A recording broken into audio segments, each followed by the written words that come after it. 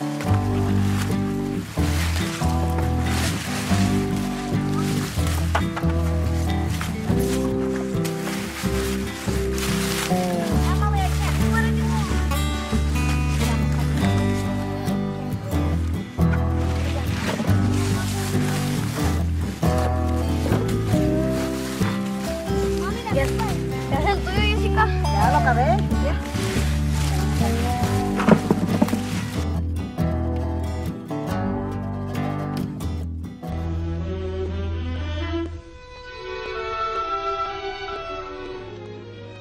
like to think of agriculture as good, clean, outside work. Something healthy and wholesome and outdoors, and kids working for their families' farms and helping out when they can.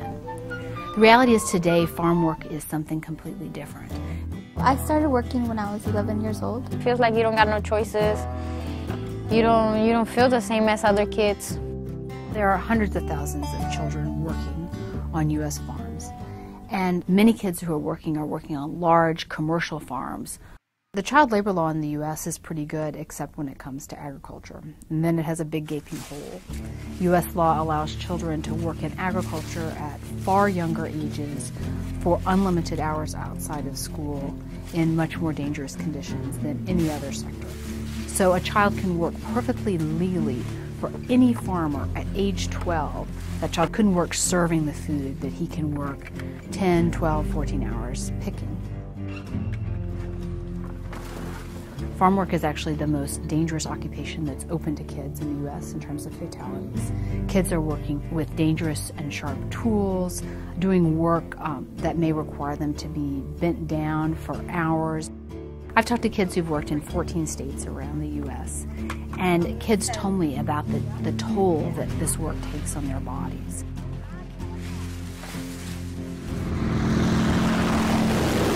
The airplane flew over the field and began spraying on the field, and I didn't know what the spray contained or what it was. The drift was coming towards our field because it was windy, and I'm thinking, oh, it's just water, they're making the crops grow better. Now, pesticide exposure isn't good for any farm workers, but it's especially bad for children whose bodies are still developing. Farm worker families are typically very, very poor, and kids told me that they worked in order to put food on the table or to fix the family's truck or to pay the phone bill. Kids are working because their families really need the money. When children work so many hours during school and over the summers, it really hurts their education. Kids who migrate leave school early and go back to school late, missing weeks or months of school every year. These kids are from Texas, where school started 3 days ago. Now, some of these kids will enroll in Michigan schools when those start up in a couple of weeks. Others will just wait till they get back down to Texas. It was hard to catch up in school. It wasn't easy. It wasn't easy for me because sometimes I'll be there in class and my friends know everything I didn't know. And it was hard, and sometimes I feel like embarrassed because I never catch up with them. Kids are also working because it's legal. U.S. law presents it as a legitimate choice for families to send their kids out to work, and employers are free to hire them. Do they pay each person? Yeah, they pay us each person. Yeah, so even like your 12-year-old daughter is going to make... they pay her. Yeah, they pay her. Like she's 12, so he probably won't make the check under her name because she doesn't have any ID or anything to cash the check, so that he'll just probably put it in my check. The Fair Labor Standards Act is U.S. federal law that, among other things, prohibits child labor. But when the law was passed, a big exception was left for agriculture. In 1938, a lot of Americans lived on family farms, and far fewer Americans graduated from high school or needed a high school diploma.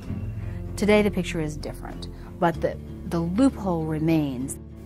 It's not right that these kids, and including me, that I lost my childhood, and other children should lose their childhood as well.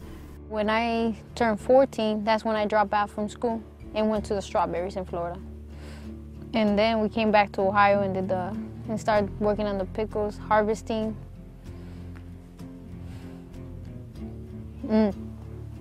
But it really hasn't been easy.